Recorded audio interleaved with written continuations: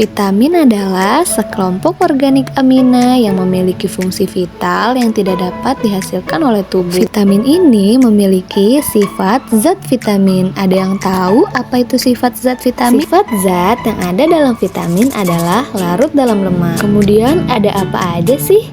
Mari kita cari tahu peranan vitamin larut dalam lemak. Antara lain ada vitamin A yang berperan sebagai fungsi penglihatan. Sumber makanan yang mengandung vitamin A ada susu, ikan, sayur-sayuran yang berwarna hijau dan kuning, dan buah-buahan yang berwarna merah dan kuning seperti cabai, wortel, dan pisang.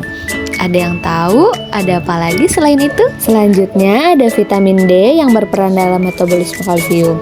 Selanjutnya ada vitamin E nih yang berperan sebagai sifat antioksidan. Vitamin E banyak ditemukan pada ikan, ayam, kuning telur, dan lain-lainnya. Ada yang suka makan telur?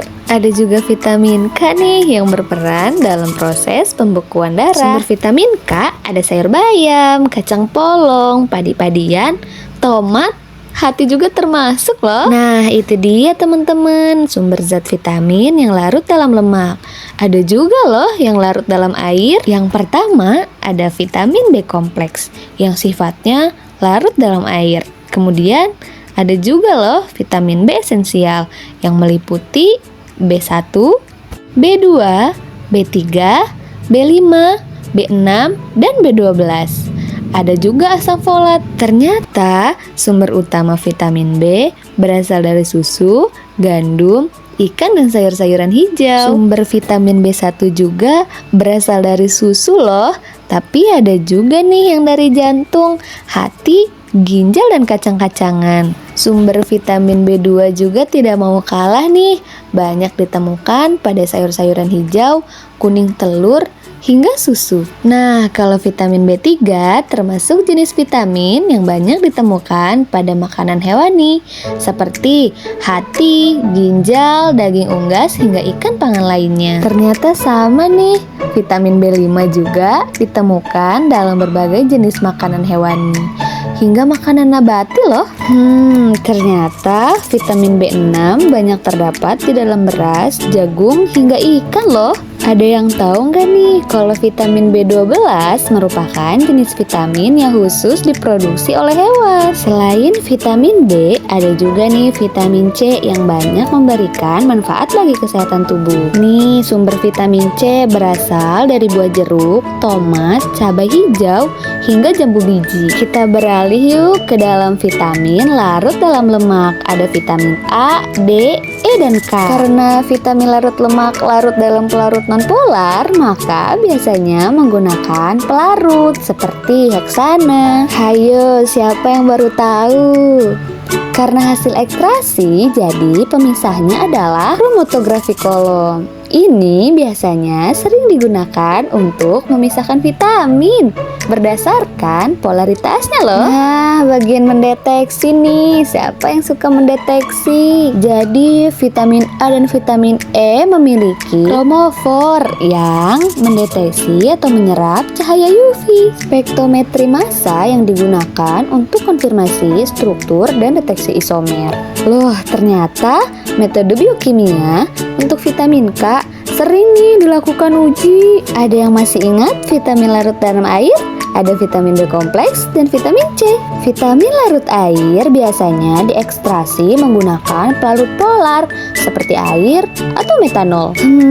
Apa ya pemisah antara mereka? Cocok nih untuk memisahkan vitamin B kompleks yang memiliki sifat ionik dengan detektor UV atau elektrokimia. Kita cari tahu yuk cara mendeteksinya. Beberapa vitamin B memiliki kromofor yang dapat menyerap cahaya UV di dalam spektrometri massa untuk mengkonfirmasi struktur saja. Metode mikrobiologinya untuk mengukur biologis dalam vitamin B kompleks. Nah, titrasirodometrinya khusus untuk vitamin C. Baik-baik, kita cari tahu metode identifikasi sederhana di rumah ya. Perhatikan warnanya. Banyak vitamin memberikan warna khas pada makanan. Ayo, apa contohnya? lainnya. Misalnya, vitamin A sering dikaitkan dengan warna orange pada wortel, sementara vitamin C memberikan warna cerah pada buah-buahan seperti jeruk. Udah tahu ya?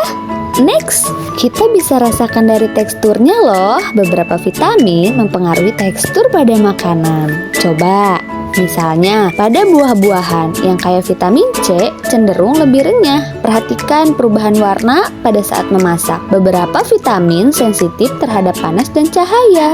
Gimana, sudah paham ya? Coba kita cari tahu menggunakan metode identifikasi laboratorium. Biasanya metode yang lebih tepat dan lebih akurat diidentifikasi adalah dilakukan di laboratorium menggunakan alat dan teknik. Metode yang pertama adalah menggunakan metode ini untuk memisahkan komponen dalam sampel termasuk vitamin berdasarkan perbedaan polaritasnya. Next, menggunakan metode ini dapat menambahkan larutan standar secara bertahap hingga terjadi perubahan warna loh. Yang ketiga, menggunakan metode organisme hidup sebagai indikator untuk jumlah vitamin. Aduh, mulai pusing ya. Coba kita kasih contoh. Misalnya, pertumbuhan bakteri tertentu dapat dipengaruhi oleh adanya vitamin B12.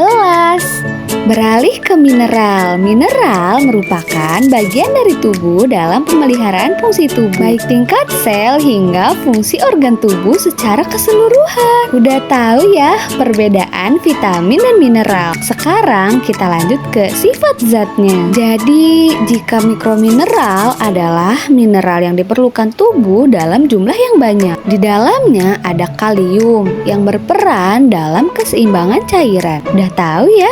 Ada yang tahu nggak nih? Ternyata kalium itu berasal dari tumbuhan dan hewan loh. Sumber utamanya adalah makanan segar atau yang mentah, terutama pada buah. Ada apa lagi? Ayo. Nextnya adalah ada kalsium yang memiliki fungsi untuk pembukaan tulang dan gigi. Sumber utamanya adalah dari susu atau keju. Siapa yang di sini suka keju? Angkat tangan.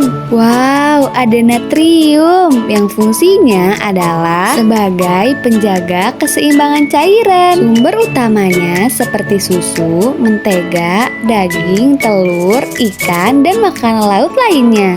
Kemudian ada klor yang memiliki fungsi dalam pemeliharaan keseimbangan cairan dalam cairan ekstraseluler. Ada yang tahu nggak nih? Ternyata beberapa sayuran dan buah juga mengandung klor. Beralih ke fosfor yang berfungsi untuk mengklasifikasikan tulang dan gigi melalui pengendapan pada fosfor. Teman-teman, ada yang tahu nggak nih? Ternyata fosfor terdapat pada semua makhluk hidup loh, terutama makanan yang kaya akan protein. Beralih ke magnesium yang berfungsi sebagai peranan penting dalam sistem enzim pada tubuh. Sumber utama pada magnesium adalah sayur hijau hingga kacang-kacangan loh. Beralih ke belerang yang memiliki fungsi sebagai sulfur yang berasal dari makanan yang diperlukan untuk sintesis zat-zat penting. Ada yang tahu nggak nih sumber sulfur berasal dari makanan apa?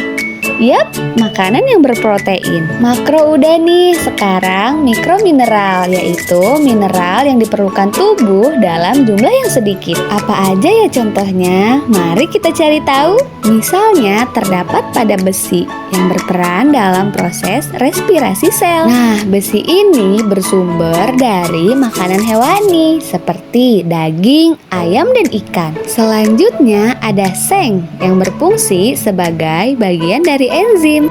Sumber utamanya berasal dari daging, unggas, roti, hingga kacang-kacangan loh. Ada yang baru tahu? Ada yang tahu ada lagi selain itu? Teman-teman, ada iodin nih yang berfungsi sebagai membentuk suatu hormon. Sumbernya adalah sayur-sayuran, ikan laut, dan rumput laut. Selanjutnya ada selenium yang berfungsi untuk melindungi membran sel dari kerusakan. Sumbernya adalah makanan hasil laut hingga kacang-kacangan bergantung pada kandungan selenium tanah. Teman-teman, ada tembaga juga nih yang berfungsi dalam peranan pada pencegahan anemia. Sumber utama tembaga ini adalah tiram, kerang, unggas, biji-bijian, hingga coklat. Di sini ada yang nggak suka coklat? Hei, ada kobalt juga sebagai vitamin B12 atau kobalmin. Vitamin ini diperlukan untuk mematangkan sel darah merah dan menormalkan fungsi sel. Sumber utamanya adalah vitamin B12 dan sayuran berdaun hijau. Nah, tahapan umum identifikasi mineral adalah preparasi pada sampel. Sampel pangan dihaluskan, kemudian dikeringkan, lalu dilarutkan dalam larutan asam sesuai dengan jenis mineral ya. Kemudian berlanjut pada tahap pemisahan. Jika diperlukan, dilakukan pemisahan mineral menggunakan teknik seperti ekstraksi atau lainnya. Selanjutnya, teknik analisis nih. Sampel yang telah disiapkan harus dianalisis menggunakan salah satu metode yang telah disebutkan tadi. Sebelum melakukan analisis, alat ukur menggunakan larutan standar dulu yang mengandung konsentrasi mineral. Nah, selanjutnya interpretasi data hasil analisis untuk mengetahui jenis atau jumlah mineral yang terkandung pada sampel. Cukup jelas ya teman-teman? Nih, selanjutnya ada metode untuk digunakan dalam mengidentifikasi jenis dan jumlah mineral pada makanan loh. Tahap yang pertama ada AAS atau analisis. Mari kita cari tahu. Pada prinsipnya mengukur jumlah atom suatu unsur berdasarkan penyerapan radiasi atau atom. Yang kedua ada induksi tergandeng plasma spektrometri massa. Pada prinsipnya mengionisasi sampel menjadi plasma, kemudian mengukur massa menjadi ion-ion yang terbentuk. Kemudian yang ketiga ada spektrometri massa dengan sinar X. Prinsipnya menganalisis sinar X yang dipancarkan oleh suatu unsur setelah ditembak dengan sinar X bersinergi tinggi. Kemudian ada yang keempat, menggunakan metode kimia klasik. Jadi biasanya dia menggunakan reaksi kimia untuk mengidentifikasi dan mengukur suatu unsur. Yeay, terima kasih banyak. Sampai jumpa.